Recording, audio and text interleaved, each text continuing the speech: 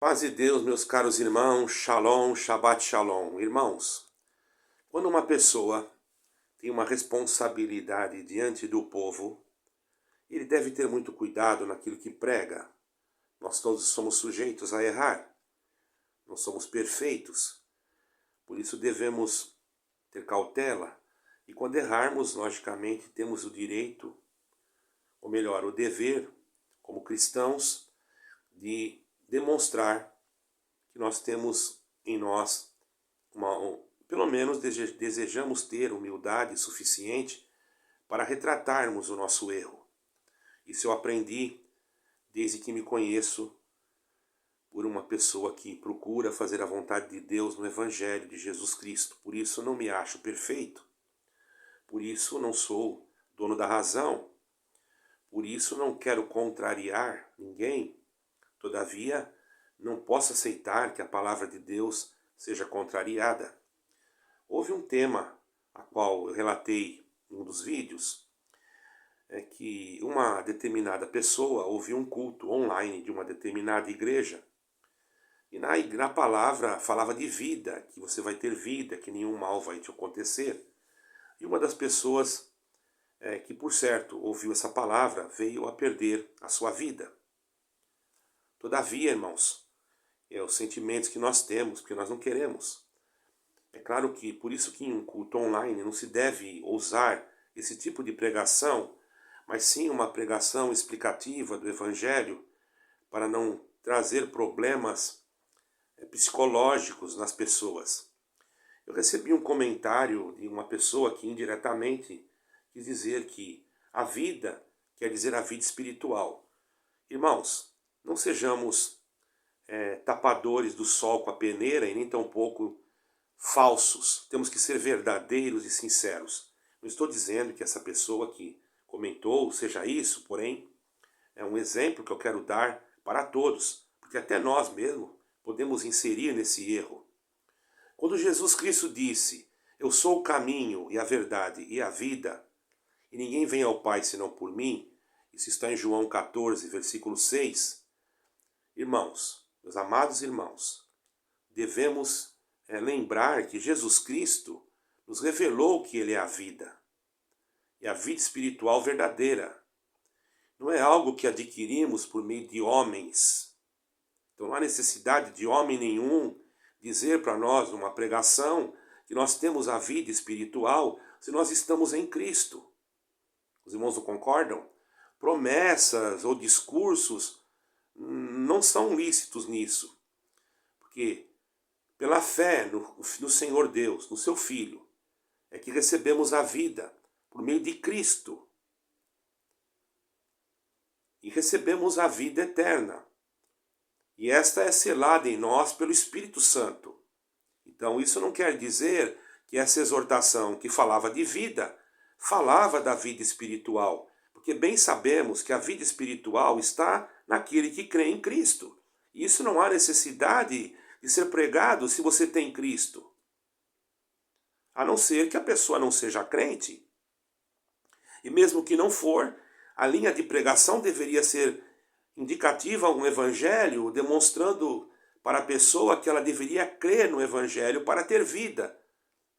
Vejamos que o pregador insere num erro muito grave quando usa a sua palavra, ou melhor, a palavra que ele diz ser de Deus, e transmitindo num público que muitas das vezes atinge a nível internacional, e isso pode causar um grande prejuízo. Não é que queremos aqui denegrir a imagem de ninguém, porque não falei nomes. Por isso as pessoas que entram para comentar devem analisar muito bem o que falam, porque falam coisas que são totalmente contrárias. Nós não estamos falando da vida espiritual. Nós sabemos que Deus não é homem para que minta, mas nós não vivemos só espiritual. Ou vivemos? Nós porventura não nos alimentamos, não vestimos roupa, não compramos, não vendemos? Quando o pregador indica a vida da maneira que foi indicada nesta pregação, a qual eu não vou citar onde foi nem como foi, claramente se observa que o pregador estava falando de uma vida que não era espiritual. Porque a vida espiritual, irmão, nós já temos em Cristo. E não há necessidade de alguém que pregue como se fosse ele a vida ou o mediador desta vida. Ele já está tomando uma posição totalmente herética diante do povo, sem o povo perceber. Por isso que eu digo que o anticristo, irmãos, ele está entrando em determinadas denominações e vocês, muitos por não terem entendimento, ainda falam amém. Observem o que eu estou pregando e analisem na Escritura. Eu quero mostrar para vocês, dentro da Escritura, não apenas narrativas humanas, conforme a minha sabedoria, mas conforme a direção do Espírito Santo, irmãos. Porque recebemos a vida por meio de Cristo. Então não há necessidade que alguém venha dizer que nós encontramos a vida se nós já temos Cristo. Ora, ou temos ou não temos Cristo. Se nós não estamos numa igreja que não tem Cristo, aí sim justificaria esta pregação. Teria que se mudar todo o sistema da igreja, se reconciliar com Deus, e até a própria denominação deveria voltar aos seus primórdios e iniciar de novo com o propósito único do Evangelho, e não com promessas humanas, em vez de pregar a vida eterna.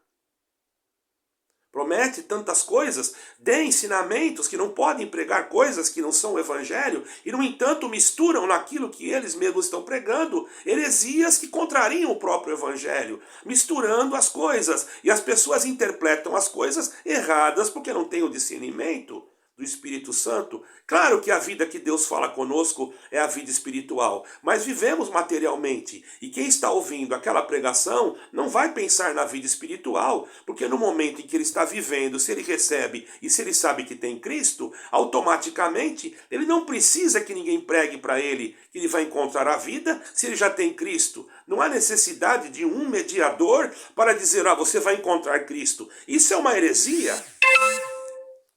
Ou não é, irmãos? Cristo é suficiente a qualquer mensagem dessas, irmãos. Isso pode levar muitos ao erro. Cristo é suficiente, torno a repetir.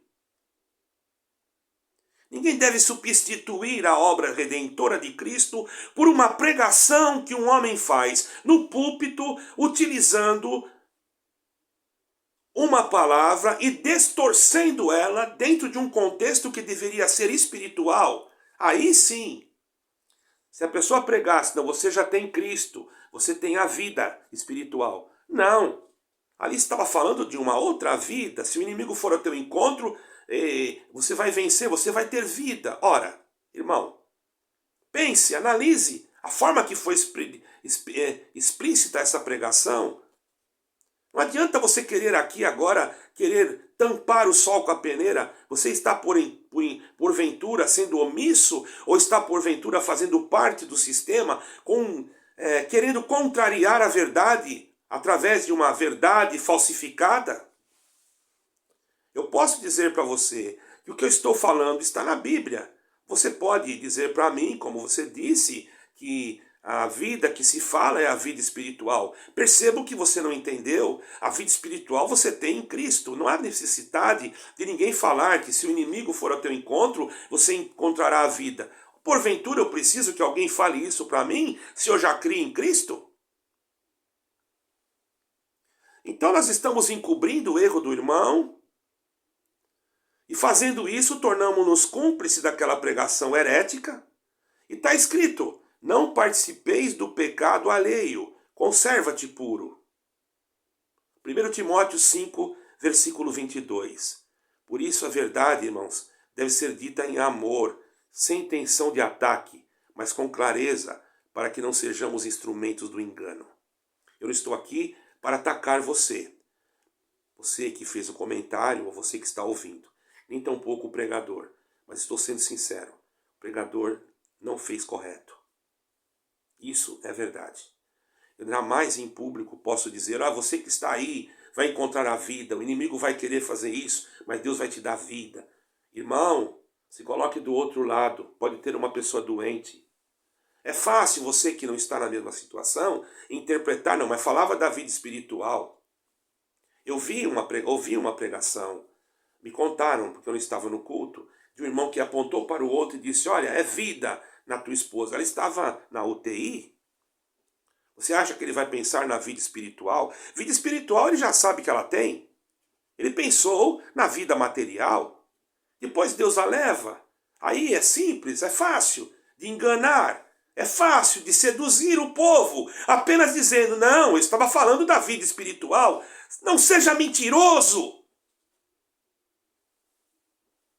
Irmãos, eu não vou tampar o sol com a peneira. Estou pregando a verdade. Se você não gostou, saia do meu canal. Mas aqui eu vou pregar Jesus Cristo. Tem que haver responsabilidade, sim, tanto na minha pregação, que pelo Espírito Santo Deus me dá, e se eu errar, tenho a coragem de voltar aqui e pedir perdão.